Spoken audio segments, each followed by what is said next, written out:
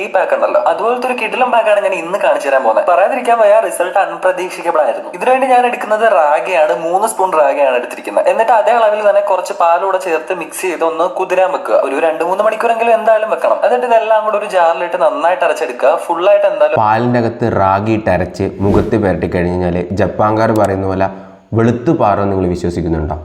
ഇതുപോലുള്ള skin and hair കെയറിനെ പറ്റിയുള്ള ഒരു ഡോക്ടറുടെ ഒപ്പീനിയൻ അറിയണമെന്നുണ്ടെങ്കിൽ ഈ പേജ് ഒന്ന് ഫോളോ ചെയ്ത് വെച്ചേക്കൂ. അതായത് ഇവിടെ നമ്മൾ യൂസ് ചെയ്യുന്നത് റാഗി പാലുമാണ്. റാഗിയുടെ അകത്ത് പോളിഫിനോളും ആൻറ്റി ഓക്സിഡൻ്റ് ഉണ്ട്. നമ്മളെ സ്കിന്നെ ഡാമേജ് ചെയ്യുന്ന ഫ്രീ റാഡിക്കലിനെ ന്യൂട്രലൈസ് ചെയ്ത് സ്കിന്നിൻ്റെ ഇലാസിറ്റി വർദ്ധിപ്പിച്ച് സ്കിന്നിൻ്റെ ടോണ് ഇംപ്രൂവ് ചെയ്യും, അല്ലെങ്കിൽ സ്കിൻ ഡാമേജ് കുറക്കും. അതുകൂടാതെ റാഗിയുടെ അകത്ത് അമിനോ ആസിഡ് ആയിട്ടുള്ള മെത്തോനൈനും ലൈസിനും ഉണ്ട്. ഇത് സ്കിൻ ഇലാസിറ്റി വർദ്ധിപ്പിക്കാൻ ഹെൽപ്പ് ചെയ്യും. റാഗി പാലിൽ കുറച്ചധികം സമയം കുതിർത്ത് വെക്കുന്നുണ്ട്. അങ്ങനെ കുതിർത്ത് വെക്കുന്ന സമയത്ത് ഒരു നാച്ചുറൽ ലാക്റ്റിക് കണ്ടന്റ് ഇതിന് പ്രൊഡ്യൂസ് ചെയ്യും.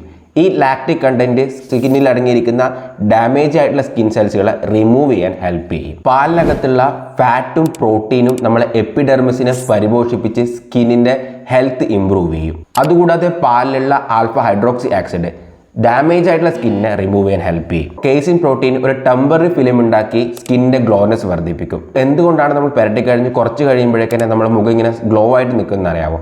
ഇത് നമ്മളെ ഡെഡ് സ്കിന്നിനെ റിമൂവ് ചെയ്യാൻ ഹെൽപ്പ് ചെയ്യും.